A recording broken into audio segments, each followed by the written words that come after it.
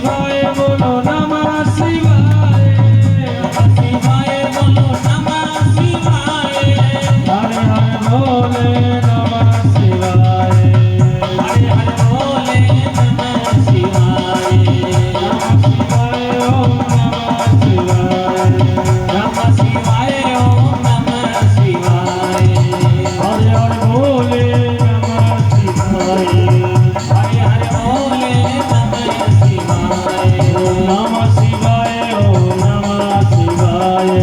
नमः शिवाय ओम नमः शिवाय, शिव गोरखी ओम नमः शिवाय, शिव गोरखी ओम नमः शिवाय, नमः शिवाय नमः शिवाय, नमः शिवाय ओम नमः शिवाय, हर हर भोले नमः शिवाय, हर हर भोले नमः शिवाय, नमः शिवाय ओम नमः शिवाय, नमः शिवाय ओम नमः शिवाय, हर हर भोले नमः शिवाय, हर हर भोले नमः शिवाय, ओम नमः शिवाय ओम नमः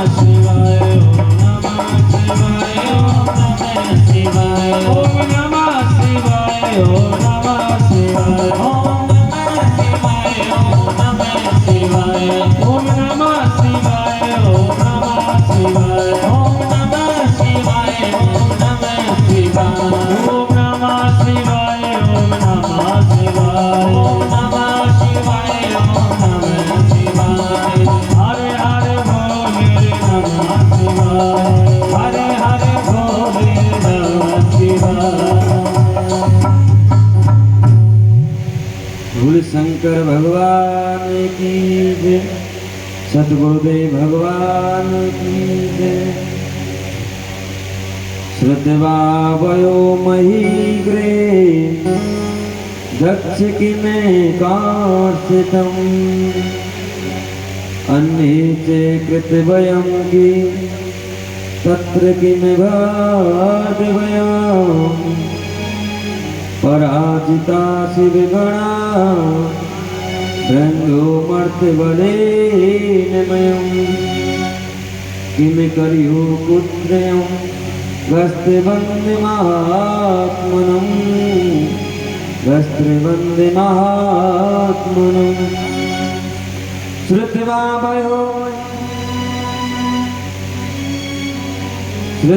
वयो महीग्री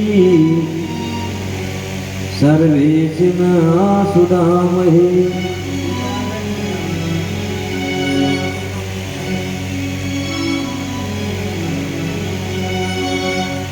नमोऽस्तु किं चदते दृष्ट्वायै विमोहितं पलायमानं ये वीरा ब्रह्ममन्त्रवेलयम् अभीष्टा शिवगणायं शिवशरणामयं शिवशरणामयं सर्वनिवेदयामायं रुद्रतिमिर्जयन्ते रुद्रतिमिर्जयन्ते। बाबा सूत जी सोनक आदि ऋषि मुनियों को तीर्थराज प्रयाग में कथा सुनाते हुए कहते हैं, हे सोनक आदि ऋषियों, हम वो प्रसंग सुना रहे हैं जो ब्रह्मा जी नारद जी को सुना रहे हैं।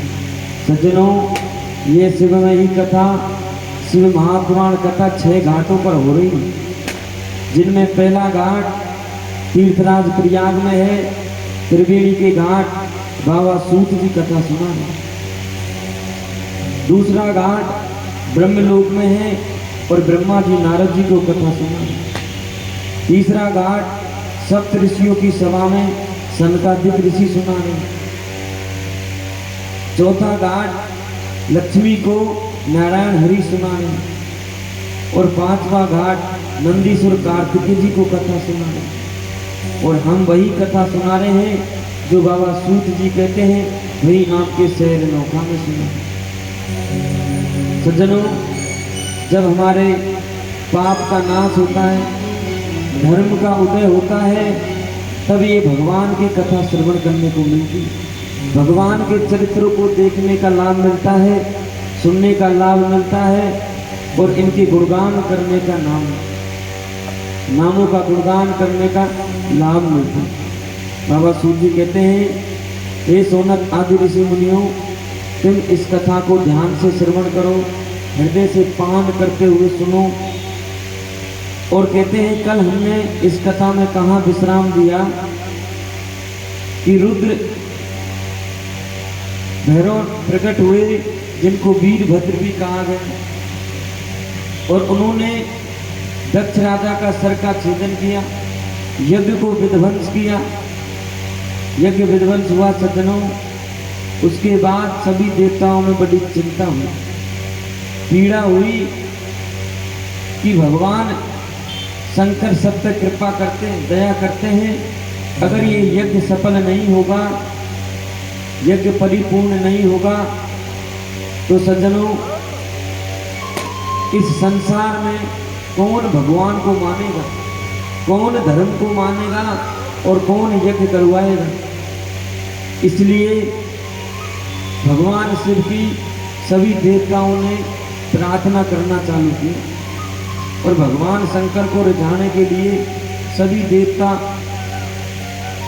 ऋषि मुनि, साधु संत शिव की महिमाओं का गुणगान करने लगे। और कहते हैं सज्जनों, उस यज्ञ को परिपूर्ण बनाने के लिए सब देवताओं ने भगवान शंकर के कैलाश में जाकर भगवान शंकर को अनुरोध की, प्रार्थना की।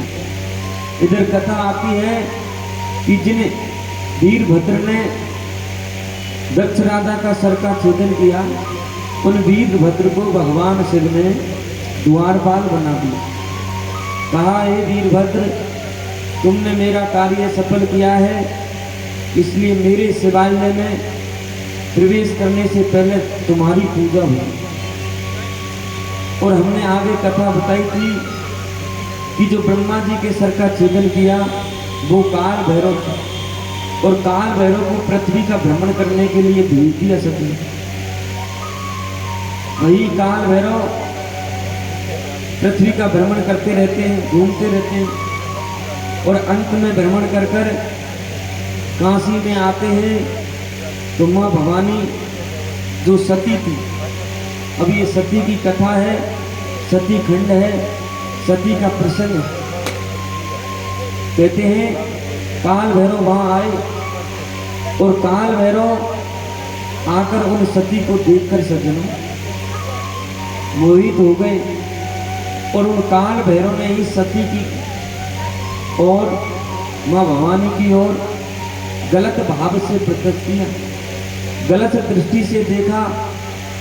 तो सती के देखने पर सज्जनों उन काल भैरव रुष्ट हुए, माँ भवानी उन काल भैरव के प्रति रुष्ट हुई, क्रोधित भई, और क्रोध भरकर गुस्से में उनको श्राप दे दी। ये काल भैरव, तुमने हमारे शिष्य होकर, हमारे पुत्र होकर हम पर गलत दृष्टि डाली है, इसलिए मैं श्राप देती हूँ कि आज के बाद तू बेताल का रूप धारण कर। काल भैरव ने सज्जनों बेताल का रूप धारण किया, और उन बेताल का रूप धारण कर कर वो उज्जैन में प्रकट हुए। फिर भगवान शंकर की काल भैरव ने वंदना करी, स्तुति की, प्रार्थना करी और शिव को रिझाया कि हे स्वामी, मैं बेताल का रूप धारण नहीं करूं, मुझे कुछ वरदान दो, उपदेश दो। तो उन काल भैरव ने सज्जनों बेताल का रूप तो धारण किया, पर भगवान शिव ने उनको एक वरदान दे दी, ये काल भैरव, जहां भी मैं रहूंगा, जिस जगह तुम बेताल का रूप धारण कर रहे हो उस जगह मैं प्रकट होऊंगा और मैं आपको सर्व पूज्य बनाऊंगा। भगवान शंकर ने उन बेताल के रूप काल भैरव को उज्जैन में महाकाल के दर्शन करने से पहले, आगे कथा आएगी महाकाल ज्योतिर्लिंग की, तब बताएंगे कि दर्शन करने से पहले काल भैरव को स्थापित किया। और उज्जैन महाकाल के समीप ही काल भैरव इनको भगवान शंकर ने वरदान दिया कि मैं उज्जैन में अवंतिकापुरी में अवतार लूंगा, तब आपको इस बेताल के रूप से तार कर अपनी पूजा में स्वीकार करूंगा। और काल भैरव की पूजा कहते हैं काशी में भी काल भैरव, जब हम काशी में भ्रमण करते हैं, भगवान शंकर के दर्शन करने जाते हैं, तो उन काल भैरव का भी दर्शन करना चाहिए। इस तरह ये वीरभद्र भैरवनाथ प्रकट हुए और वीरभद्र ने अपना कार्य पूरा किया, यज्ञ को विध्वंस किया। सब देवताओं के मन में गिलानी भरी कि अगर ये धर्म का कार्य बिगड़ जाएगा तो ये संसारी लोग क्या याद रखेंगे। संसारी लोग कहेंगे, कलयुग के प्राणी कहेंगे कि भगवान का कोई कार्य करते हैं उसमें बिगाड़ होता है, इसलिए संसारी लोग भगवान का कोई काम करेंगे ही नहीं। तो इस यज्ञ को परिपूर्ण तो बनाना है। सब देवताओं ने सभा करी और देवताओं ने सभा कर सज्जनों उन भगवान शिव को रिझाने के लिए, भगवान शिव की प्रार्थना करने के लिए कैलाश पर्वत चले गए और शिव की स्तुति करी, पुष्प वर्षा करी और भगवान शंकर के नामों की गुणगुना करी। कहते हैं ब्रह्मा जी गए, विष्णु भी गए, इंद्र भी गए, सभी देवता वहाँ गए और शंकर भगवान की स्तुति वंदना करी और शिव को रिझाया। हम सब भी हाथ जोड़कर कहते हैं ये स्तुति है, प्रार्थना है, प्रार्थना मन से की जाती है और हाथ जोड़कर उन भगवान शिव को याद करें, वंदना करें शिव को और शिव की महिमा का गुणगान करें। कहते हैं इस शिव को ब्रह्मा जी भी पूजते हैं, इस शिव को विष्णु भी पूजते हैं और ये भगवान शंकर का पार्थिव शिवलिंग सभी देवी देवता इसका पूजन करते हैं।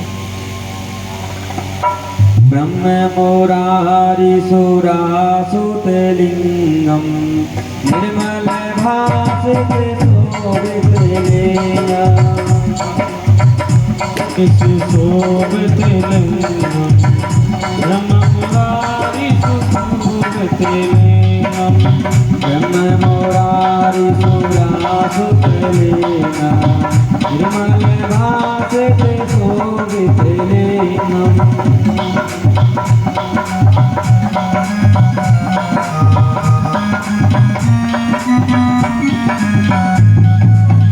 कहते हैं ये भगवान शंकर की